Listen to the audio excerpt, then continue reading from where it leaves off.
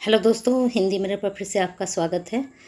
दोस्तों, आज की वीडियो का जो हम कंटेंट लेकर आए हैं, आज क्या मतलब अभी 6:30 बजे के आसपास एक वीडियो अपलोड की थी जिसमें हमने क्वेश्चन बैंक दिया था। सेकेंड ईयर का प्रीवियस क्वेश्चन पेपर आपके अपलोड हो ही रहे हैं। अभी मैं बीए फर्स्ट ईयर का हिंदी के जो हैंड रिटन नोट्स हैं वो लेकर आई हूँ। सेकंड पेपर की 3rd यूनिट से हम शुरू कर रहे हैं, जिसमें आपके गुरुदेव के अंग हैं, सुमरन के अंग हैं, पर्चा के अंग हैं, कबीरदास जी के बारे में हैं। ठीक है, तो इसमें जैसे जैसे हमने नोट्स बनवाए हैं स्टूडेंट्स के, तो वो हैंड रिटन आपके लिए नोट्स लेकर आए हैं, जिससे आपको थोड़ा और आसानी हो जाएगी पढ़ने में बीए फर्स्ट ईयर के जो स्टूडेंट हैं। अगर सेकेंड ईयर के और थर्ड ईयर के स्टूडेंट्स को भी अपनी क्वेरी भेजनी है नोट्स को लेकर हैंड रिटन, तो वो सेंड कर सकते हैं। तो आपको भी हैंड रिटन नोट्स मिल जाएंगे अगर आप हमें कमेंट बॉक्स में क्वेरी सेंड करेंगे। और लाइक नहीं आ रहे हैं तो लाइक भी करते रहिए सभी वीडियो पर, चाहे आप फर्स्ट ईयर के स्टूडेंट्स हैं, second year, third year, video चाहे किसी भी ईयर की मिल रही है तो एक लाइक तो बनता है। हिंदी मिरर आपके लिए इतनी मेहनत कर रहा है, तो आप थोड़ी सी मेहनत एक लाइक करने में, शेयर करने में तो कर ही सकते हैं सभी स्टूडेंट्स के, एक दूसरे के लिए। चलिए शुरू करते हैं। जो बीए फर्स्ट ईयर के स्टूडेंट्स हैं उनके लिए कबीर ग्रंथावली जो आपकी यूनिट 3 में है, इसमें गुरुदेव के अंग हैं। इसमें दोहा संख्या 3 है, 6 है और 8 है। पहले कबीरदास जी के बारे में यहाँ पर जीवनी लिखवाई गई थी, तो इस जीवनी को आप स्क्रीनशॉट ले सकते हैं या वीडियो को पोस्ट करके आप इसको पढ़ लीजिए। ठीक है, सारा मैं नहीं बताऊंगी आपको, यहाँ से मैं दोहों से आपको समझाऊंगी कि दोहे किस प्रकार से हैं। ठीक है, चलिए देखते हैं गुरुदेव के अंग में जो आपका दोहा नंबर 3 है। तो दोहा नंबर 3 में जो है, सतगुरु की महिमा अनंत अनंत किया उपकार, लोनन अनंत उपाड़िया उघाड़िया उघाड़िया है ये, अनंत दिखावन हार। तो यहाँ पर शब्दार्थ है, अनंत का असीमित, लोचन का आँख, उखाड़िया का उद्घाटित करना। अब इसकी व्याख्या समझ लीजिए। कबीरदास जी कहते हैं कि ज्ञान के आलोक से सभ्य संपन्न जो सद्गुरु की महिमा है वह असीमित है। उन्होंने मेरा जो उपकार किया है वह भी असीम है। उसने मेरे अपार शक्ति संपन्न ज्ञान चक्ष को उद्घाटन कर दिया, इनके खोल दिए हैं, जिससे मैं तत्व का साक्षात्कार कर सका। ईश्वरीय आलोक को दृश्य बनाने का श्रेय महान गुरु को ही है।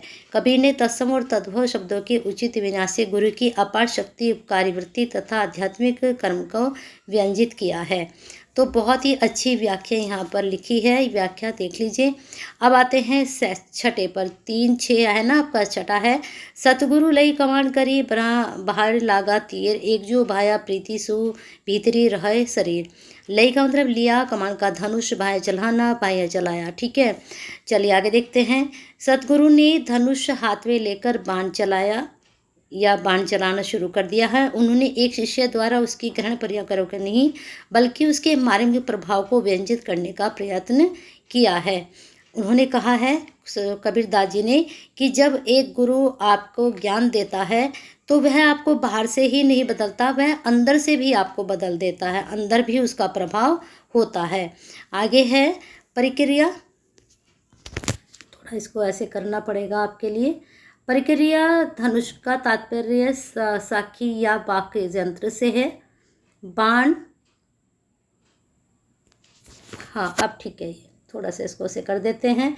धनुष का तात्पर्य साखी या वाक तंत्र से है। वाक तंत्र यानी कि बोल कर जो गुरु ने आपको समझाया है।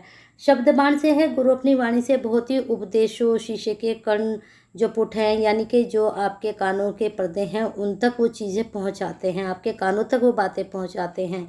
शिष्य अपनी योग्यता, रुचि और क्षमता के अनुसार उसको ग्रहण करता है, उसको सीखता है। गुरु के जो ज्ञान उपदेश का कुछ अंश बुद्धि की गुहा में प्रवेश कर जाता है।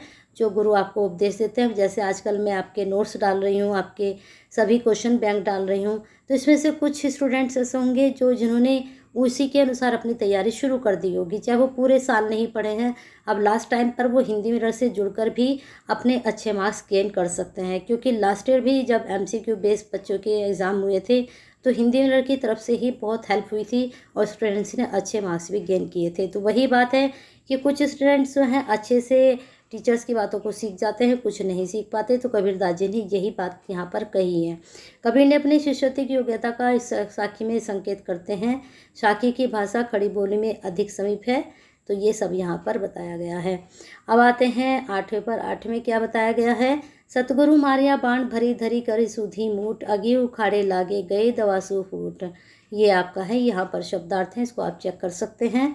तो आगे इन्होंने इसका भावार्थ दिया है, इसका स्क्रीनशॉट ले लीजिए, पढ़ लीजिए इसको, क्योंकि काफ़ी मटेरियल आपके लिए हम लेकर आए हैं। चलिए आगे देखते हैं। अब आगे आपके लिए है सूरदास जी के बारे में, क्योंकि आपकी 3rd यूनिट में कबीर है, जायसी हैं, सूरदास जी हैं। सूरदास जी का भ्रमर गीत है, जिसको संपादित किया है रामचंद्र शुक्ल जी ने। तो यहाँ पर पहले सूरदास जी की रचनाओं के बारे में है, सूरदास जी की भाषा शैली के बारे में, सूरदास जी की काव्यगत विशेषताएं क्या हैं उसके बारे में है। इसके बाद जो सूरदास जी का भ्रमर गीत है उसके बारे में यहाँ पर दिया गया है। थोड़ा इसको आप पढ़ लीजिए, हम तो इसकी व्याख्या आपको समझाएंगे कि व्याख्या क्या है। पहला इसमें जो पद है 6 नंबर का है, सखा सुनो मेरी एक बात, यहाँ पर देख लीजिए, सखा सुनो मेरी एक बात, यह लगा दो संग गोपिन सुधी करण पादितात, कहा वह वर्ष भानु लया परम सुंदर गात। ठीक है, थोड़ी पंक्तियाँ यहाँ पर हैं। सुरती आए रास रस की अधिक जय अकुलान, सदा हित यह रहत नाही सकल भीष्या, जात सुर प्रश्न यह सुनो मोसो एक ही सो नाथ। यहाँ पर इसके शब्दार्थ दिए गए हैं, इन शब्दार्थों को आप पढ़ लीजिए अच्छे से, क्योंकि शब्दार्थ तो आपको एग्जाम में जाकर लिखने ही नहीं है, आपको तो संदर्भ लिखना है, व्याख्या लिखनी है। तो संदर्भ में आपने क्या लिखेंगे? इसमें उद्धव जी ने कृष्ण द्वारा कथित ब्रजवासियों की प्रेम महिमा का खंडन किया है और यह स्पष्ट घोषित किया है कि एकमात्र परम ब्रह्म का ही सच्चा संबंध होता है, अन्य सभी चीज़ें भ्रम से उत्पन्न होती हैं।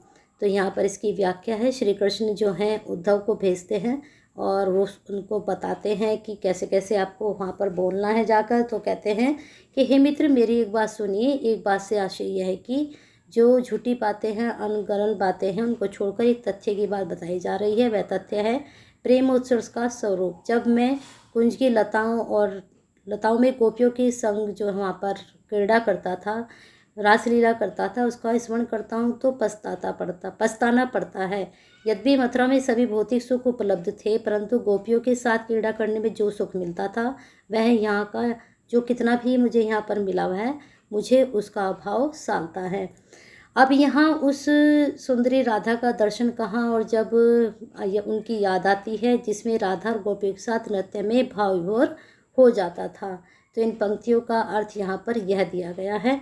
नेक्स्ट थोड़ा सा यहाँ पर है, फिर टिप्पणी लिखी हुई है, फिर है राग ठोड़ी का ये वाला। ठीक है, उद्धव यह मन निश्चय जानो, मन कर्म बच में तुम्हें पठावत ब्रज को तुरंत पठानो। यहाँ पर इसको आप पढ़ लीजिए अच्छे से, ये आपकी पंक्तियाँ हैं, क्योंकि आपके सिलेबस में पंक्तियाँ नहीं दी गई हैं, शब्दार्थ है। ठीक है, शब्दार्थ के बाद यहाँ पर संदर्भ है। संदर्भ में क्या लिखना है इस वाले में? श्री कृष्ण उद्धव जी को ब्रज भेज रहे हैं, उसे भेजने से 2 प्रयोजनों की सिद्धि होगी। एक तो क्या, उद्धव के ज्ञान गर्व का जो पतन है वह होगा। उद्धव को अपने ज्ञान पर बड़ा गर्व था, उसका पतन करने के लिए, उसका घमंड तोड़ने के लिए उसको भेजा था। दूसरा, ब्रजवासियों को जो वियोग में जल रहे थे उनको आश्वासन व धैर्य देने के लिए उन्होंने उनको भेजा था। ये प्रसंग मुझे लगता है सभी स्टूडेंट्स को पता भी होगा। यहाँ पर व्याख्या है, इसको आप देख लीजिए। हाई स्कूल में भी बहुत से स्टूडेंट्स के पास हिंदी थी, तो ये व्याख्या वहाँ पर भी है। फिर है नेक्स्ट, आयोग घोष बड़ा व्यापारी, 23 नंबर का है। नंबर आपके सिलेबस में सिर्फ नंबर दे रखे हैं, आपकी व्याख्या कहीं नहीं दे रखी, ना ही पंक्तियाँ दे रखी हैं। तो जो आपका भ्रमर गीत है 23 की व्याख्या है ये। आयोग घोष बड़ा व्यापारी, ये देख लीजिए, यहाँ पर ये है, पंक्तियाँ यहाँ हैं, फिर इसके बाद प्रसंग दिया गया है, प्रसंग के बाद यहाँ पर व्याख्या है, व्याख्या आप देख लीजिए। ठीक है, बहुत लंबी इसकी व्याख्या भी लिखवाई हुई है, फिर इसके बाद विशेष भी। फिर यहाँ पर है 25 नंबर। 25 नंबर में ये वाली पंक्तियाँ हैं, आयो जो सिखावन पांडे। फिर इसके शब्दार्थ दिए गए हैं यहाँ पर, शब्दार्थ के बाद सीधा संदर्भ, संदर्भ के बाद व्याख्या, और व्याख्या के बाद यहाँ पर आपकी टिप्पणी। बहुत अच्छे से ये कराए गए हैं। अब आ गए हैं तुलसीदास जी। तुलसीदास जी की पहले जीवनी है, जीवनी के बाद जो उनका सार है, जो उनकी है सारी चीज़ें उन्होंने जो लिखी हैं उसके बारे में बताया गया है। और तुलसी वाला जो है ये मैंने जो है कवितावली, ये मैंने अपलोड की हुई है, इसकी वीडियो आप चेक कर सकते हैं। तो इसको कराने की यहाँ पर ज़रूरत नहीं है, कवितावली में से मैंने करा रखा है। तो बने रहिए हिंदी विनर के साथ ऐसी ही महत्वपूर्ण वीडियो के लिए, नोट्स के लिए। बीए फर्स्ट ईयर और बीए सेकंड ईयर का जो आपका सेकंड पेपर है, उन स्टूडेंट को थोड़ी परेशानी आ रही है, तो इसलिए मैं आपकी यूनिट लेकर आई थी। अभी कबीर हो गए हैं, तुलसीदास जी हो गए हैं, और आपके क्या नाम कबीरदास जी, सूरदास जी और तुलसीदास जी हो गए, तीनों हो गए हैं।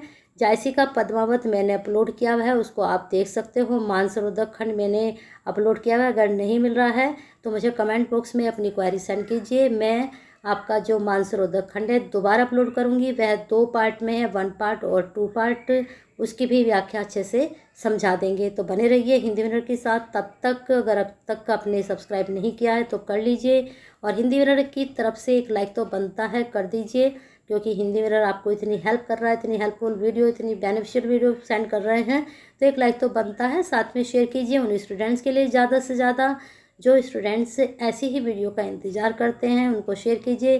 First year, second year, third year, तीनों एक दूसरे को शेयर कीजिए वीडियो को, और साथ में कमेंट बॉक्स में अपनी क्वेरी भी सेंड करते रहिए। बने रहिए हिंदी विनर के साथ। अपना प्यार और साथ ऐसे ही बना के रखिए, सब्सक्राइब और लाइक के साथ।